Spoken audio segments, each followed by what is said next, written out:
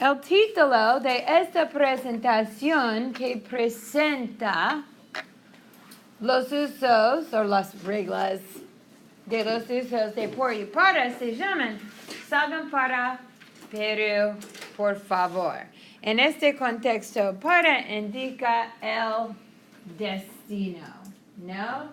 Cuando voy para Kentucky o cuando para ir a Kentucky conduzco por North Carolina y Tennessee. Entonces, para empezar, chicos, quiero clarificar los usos de por que conocen, porque este concepto no es nuevo, no es como el pretérito versus el imperfecto. No son los verbos que cambian el sentido en el pretérito por y para. Hemos usado por y para en la clase de español 101, 102 y también en 201. Entonces, ¿cuál es un ejemplo con por? Y gracias. ¿Cuál es un ejemplo con por que ustedes ya conocen?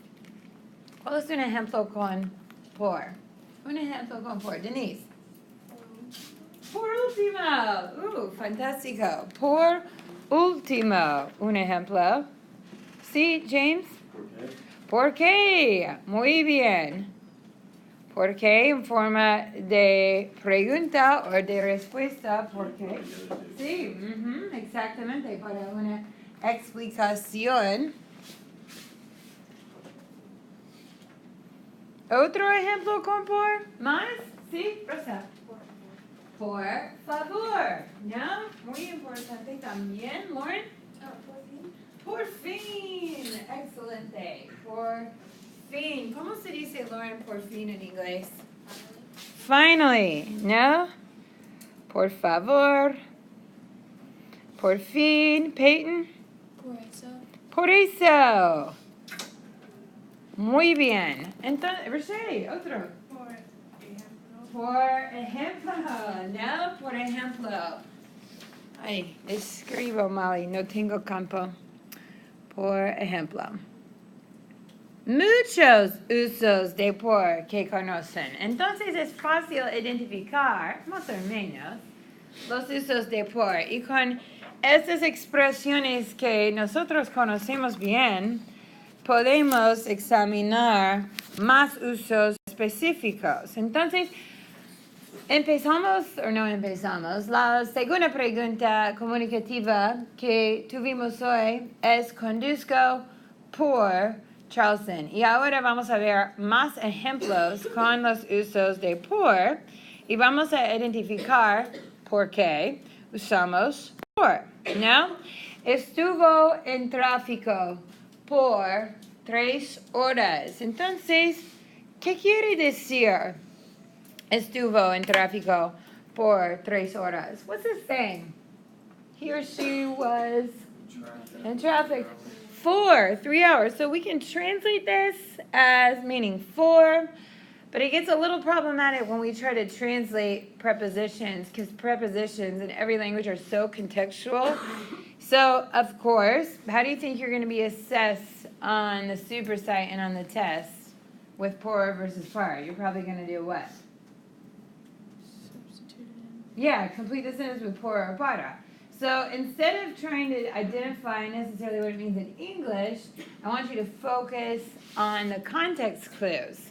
So por, with an amount of time, especially this number, por 3 horas, would be a use of por.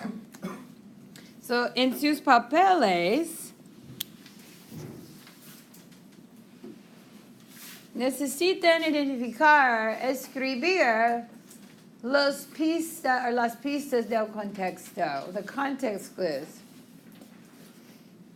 Horas, minutos, años, días, etc., ¿no?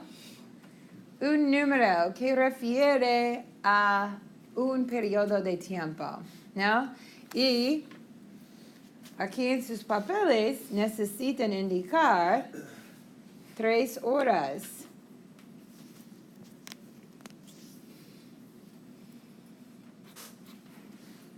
destacando la razón de usar por, no el número, por 3 horas. Porque con los ejemplos es mucho más fácil entender. Memorizar los usos, no, mala idea. Es mucho más fácil ver los usos en ejemplos y después aplicar los ejemplos por reconocer las pistas de texto. Por no utilizar el navegador GPS, se perdió. So, as always, I want to focus on meaning. What exactly does this mean? What happened? Got lost because they didn't use he didn't use his GPS. So, if you can rearrange the sentence and interpret the meaning with por qué, because what we already know, then it's easy to recognize that por is used with explanations. What happened here grammatically is we have a different sentence structure. Rather than saying, el señor se perdió porque no utilizó el navegador GPS, because porque connects two different verbs that are conjugated. We've simply just changed our word order and started our sentence with por and an infinitive. Okay, so por and para can both be used with infinitives. Para ir a Mount Pleasant, conduzco por el puente Ravenel. Para ir a Folly Beach, conduzco por James Island. No? So we can have para with an infinitive, we can have por with an infinitive. But we need to recognize when we see por plus an infinitive, this is used in what way? To provide what? Think about por qué. ¿Cómo se dice por qué? Because that's what you already know, and I want you to build on what you know. You know por qué means what? Because. And when people provide sentences in English with because, they're giving what? Explanation. Right, exactly. So por with an infinitive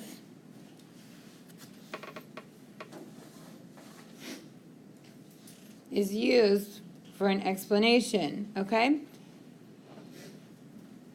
It's the same as por qué. Build on what you know. Build on what you know.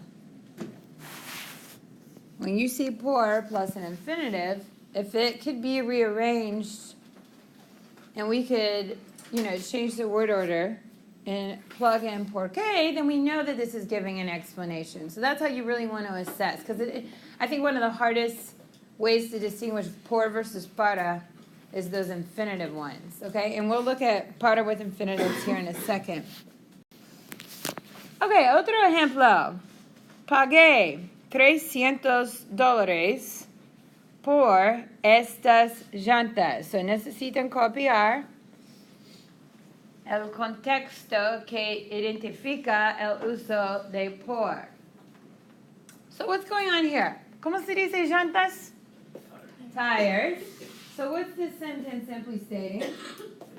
How much you paid for the tires, right? So again, por means for, but we can't look at it like that because prepositions don't always translate exactly from one language to the next. So what are we really focusing on here in terms of the use of por? Por is used when we what? Exchange goods, right. Even, it doesn't necessarily have to always do with money. However, that's most often how we see the use of por. ¿Cuánto pagaste por tu libro? Or, I'm trying to think of another example. Pagar, an amount of money por whatever you bought it for. Por ejemplo.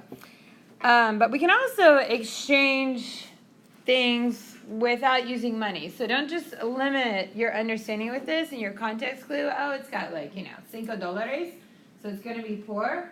Because, in elementary school, you would trade your Doritos for somebody else's chocolate chip cookie. And when you have that exchange, you're also going to use por. So it doesn't always have to be monetary. It can be any type of trading or exchanging. Okay, so en sus papeles necesitan indicar dinero or, otra cosa que indica un intercambio, ¿no? De cosas. Okay. Dejé mi móvil por aquí ayer y hoy no está. ¿No? Una persona hace como 2 semanas, una persona en otra clase dejó su, vaso de café en la clase por el rincón, ¿no? En la clase, por una ubicación, por aquí. ¿No? Una referencia de un lugar y hoy no está. So again, if you wanted to really interpret this, you'd say like right there, right here, yesterday. So por in that context and that interpretation isn't even really using a preposition, but por plus a location, but not a destination, por in a place.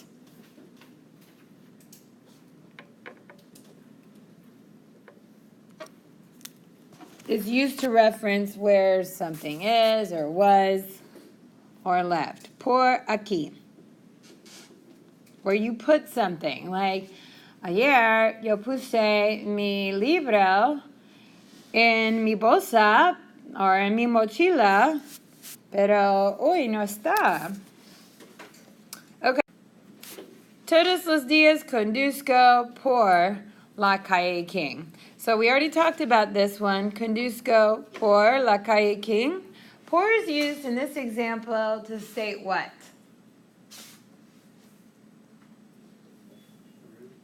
Through. Muy bien. Through or down or by. There's lots of different translations, but this is being used to state a route. Ruta. No? A route. I guess I'll switch these rules to English. Routes or, ruta in Espanol. It's important to note that it's the route, not the destination, because we're going to use the destination with para. But this is how you get somewhere. And a lot of times we see conduzco or conducir por or pasar por, like I pass by Starbucks on the way to class every day, or I pass by the library on the way. La ruta. ¿Entienden? Okay. Y le escribo mensajes de texto a mi esposo por móvil todos los días. Por móvil. ¿Cómo se usa por en este contexto? Por móvil. How is this being used? Por teléfono, por FaceTime, por Snapchat, por Instagram, por Facebook, por correo electrónico. Más o menos, sí, but any mode of communication, and I don't even think the book mentions that. They either forget mode of communication or mode of transportation, I can't remember. But any context clue after por that has to do with anything you use to communicate is going to be por. Okay? Por plus communication, any type of mode of communication. Por móvil, por FaceTime, por correo electrónico, etc. ¿Entienden? Sí. And this might be the one that they forgot. En los Estados Unidos se maneja mucho por carro. So in the previous one we had por móvil, but now we have por carro, which indicates what? Por avión, por tren, por bus, por bicicleta, any type of mode of transportation. So mode of communication, mode of transportation. Por anything you can travel by. Moto, no? Por barco, por bote. Okay? So those are the context clues. So don't memorize what these mean in English. That's not worth your time. You want to look for those context clues and identify the context clue that help support the use of por rather than memorizing what it means in English. Just like you know por favor, and por ejemplo, and por último, and por fin, or por qué. Okay, y ahora vamos a ver los usos de para. Do we know any expressions with para? En peso, por favor. Any expressions with para that we already know? That you can think of? That has maybe been on, that was on the last test, it's going to be on this test. We use para, se usa para, muy bien, se usa para, okay, chicos? And I want to point out that ejemplo, because it's going to help us distinguish a very common error that students make. So, se usa para would be the answer to the question, para qué se usa. So, we talked about por qué when we were listing off expressions that we know with por, but para can also be used with que. And when we ask para que means why, but para que, when we ask para que, why would we ask para que? Para que se usa? Para que se usan los frenos? Para que se usan los ojos? What are they used for? Exactly, but grammatically correct for what are they used, which is really how we're supposed to phrase our questions in English, but we never do. So what is it used for? Por ejemplo. So we can have para with que. You just need to decide if it's stating a purpose. Para is used to state the purpose of something, okay? And you don't have to use it always with se usa. You know, para aprender español, in order to learn Spanish, you know, necesita practicar, you know, or hablar, or estudiar, or something like that. So, para aprender, para sacar buenas notas. So, para is used for purpose, and it can be interpreted as like in order to. And when we see it like that, se usan para parar, or se usan para ver, notice in those examples we can have para with an infinitive. So por with an infinitive is used to state what again? Explanation, and we know that because of por qué, right? So por with an infinitive is explaining why. But para plus an infinitive is used to state what?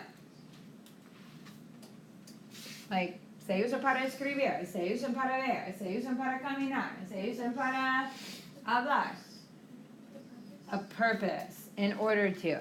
Okay, so you can't just say, oh, it's infinitive, it's going to be por or para. Okay, otra vez, ejemplos. Salgo para el taller mecánico hoy a las 5. Para el taller mecánico. ¿No? ¿Cómo se dice taller mecánico in inglés? Yeah, exactly. The mechanic, the workshop, whatever you take to get your car repaired or worked on. Okay? How is para being used here? Para, what is this? Taller mecánico. It's a place, no? So unlike por, where we saw like El Centro de Charleston, or por North Carolina y Tennessee, or por El Puente Ravenel, or por James Island. Those uses of por with places were used to indicate what? In those examples, por is being used with a place to indicate a location. But in both of these examples, por and para, we see places. So what's the difference? Let me give you another example again. Para ir a Kentucky, yo conduzco por North Carolina y Tennessee. Kentucky is a place. North Carolina and Tennessee are places. In that example, I'm using both por and para. Por, though, in that example, is being used to indicate what? The routes. Exactly, the route. But Kentucky with para, Kentucky's a place, and that's the destination. Excelente. So para, in this example, is being used with a place because we're talking about where we're going to, our destination. Para ir a Mount Pleasant, para ir a Folly Beach. para ir a clase, para llegar a clase. In those examples, I'm mentioning all the destinations. And then I can use por in the very same sentence to tell you what my route is, how I get there. No? Camino por la calle St. Phillips. Or paso por el puente Ravenel. ¿Entienden la diferencia? Because once you identify the difference, it becomes very obvious. But it could be very confusing if you simply focus on place, because they can both be places. It's how they're used. Otro ejemplo. Esa computadora portátil es para Alicia. ¿Cómo se usa para en este ejemplo? Para en este ejemplo se usa... Give it to somebody. Sí, a recipient of a gift, no? So, para Alicia. Para with a person, para mí. Para ti, no? But when you do something, and I didn't put this in the examples with por, and I wish I had. We talked about it at the beginning of por, so listen carefully. When we introduced por, somebody mentioned por favor. Por favor, ¿cómo se dice por favor en inglés? Please, right? But favor is really a word in English that means favor. So when you do something on someone's behalf, you use por. So por with a person can be used doing on something on their behalf. Por ti. You know, like, I don't know, yo trabajo por mi familia, no? Or yo dedico mucho tiempo a mi trabajo por mis estudiantes, no? I do it on your behalf. You're my motivation. Por with a person is, you can relate to por favor. You're doing a favor for someone, or you're doing something's behalf. But if you have a person after para, it's because that person is a recipient for a gift. So at the end of the semester, when you give me gifts for being such a great teacher, on your gift in Espanol, you're going to write para profeseta, de James, por ejemplo. Okay, when we give somebody a gift in Spanish, instead of writing to, obviously in Spanish you would write para, because they're the recipient of the gift. Okay, just kidding about the gifts. Doing well in class and coming to class is the gift you give every day. Se usan las llaves para arrancar el carro. This is actually, I should have put this one first because we were talking about se usa para, but just to reiterate, para plus infinitive is stating what? Purpose. Por plus infinitive is stating explanation, okay? Just to reiterate, those are probably some of the harder ones, I feel like, to recognize, but then when you distinguish them, they become obvious. Okay, el examen es para lunes, para nosotros, para martes. So how is para being used in this context? It's being used with martes, no? A deadline, right, an upcoming date.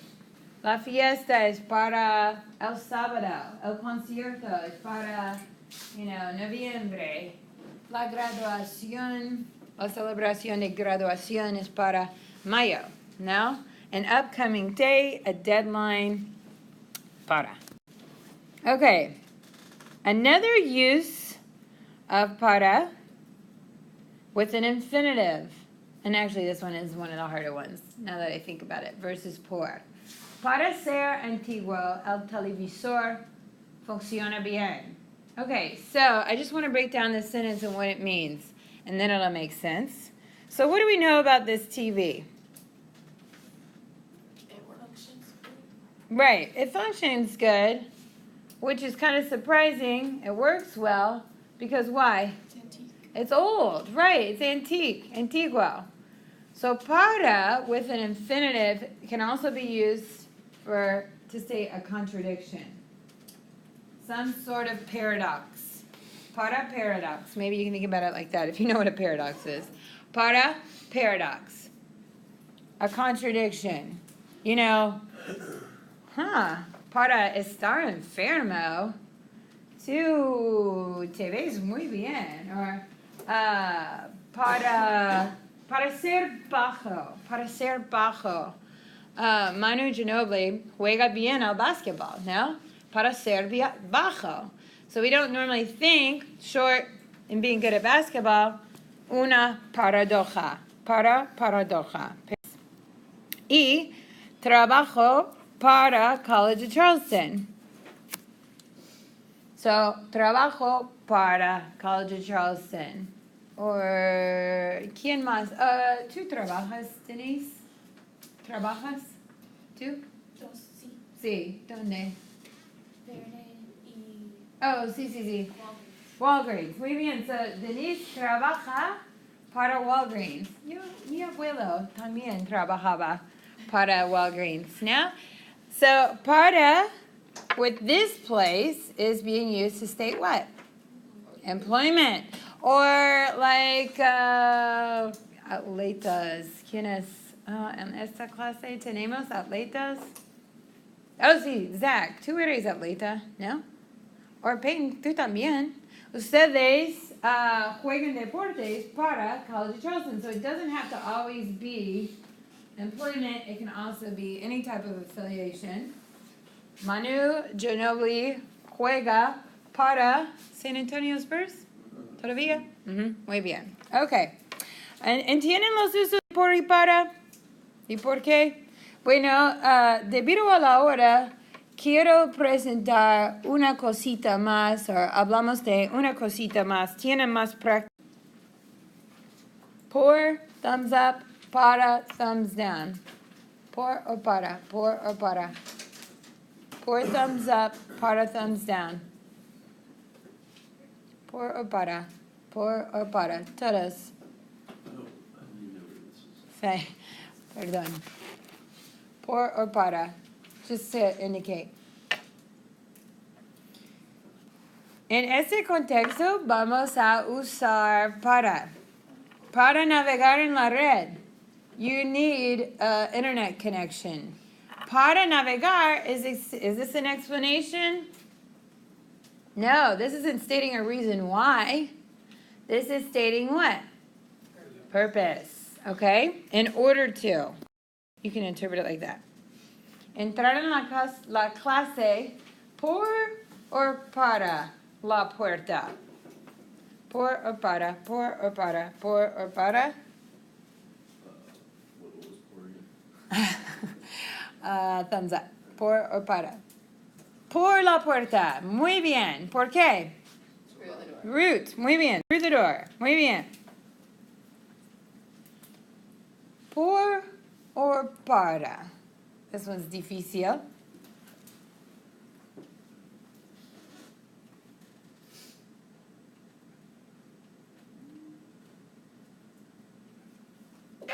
Salud. Nada.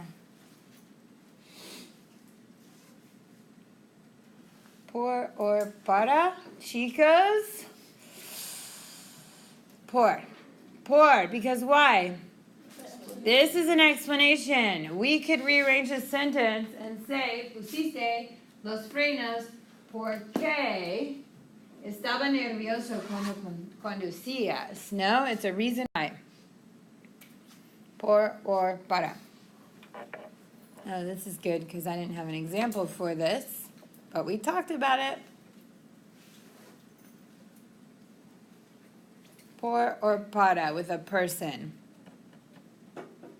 Remember, por is when you do a favor for someone, por favor, and para with a person is when they're the recipient of a gift.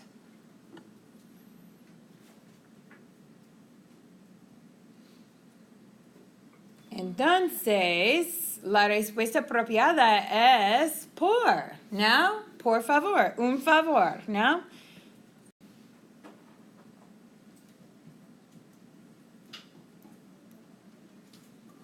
Otro ejemplo. Por o para con persona.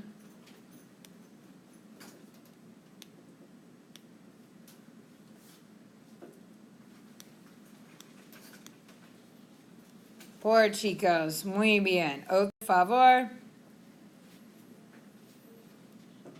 Por or para.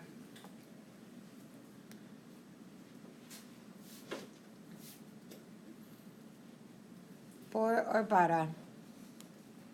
Un precio económico, un precio barato. Por. No? Exchange of goods.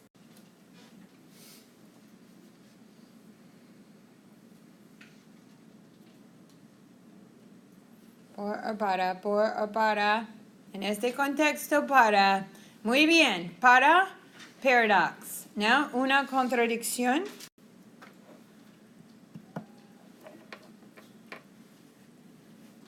Jueves, ¿no? Por o para. Excelente. Para. Deadline, coming date. Ok, chicos. Bueno, entonces. A ver. Más ejemplos.